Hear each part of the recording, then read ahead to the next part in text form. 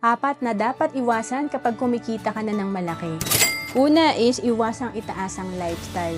Siyempre habang tumataas yung income natin, ang tendency niyan baka tumaas din yung lifestyle natin.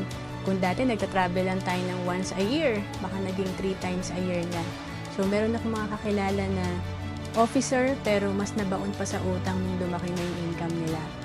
And then, pangalawa, iwasang hindi makapag-ipon at makapag-invest. Napaka-importante talaga na may ipon tayo at investment kasi ito yung mga asset na magbibigay sa atin ng additional income. And pangatlo, iwasang sumugal sa malakihang kita.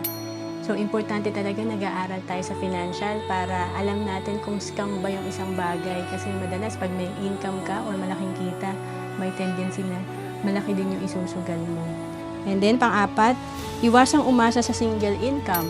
So, habang kumikita tayo na maganda, may kontrata tayo, kailangan meron tayong backup career or other source of income. Kasi alam mo, kapag okay ang cash flow natin, mas mabilis tayong makakaipon at mabibuild natin itong tinatawag kong alkansya or solid financial foundation. To know more about savings and investment, message mo lang ako sa FB, Roancelis Capistrano.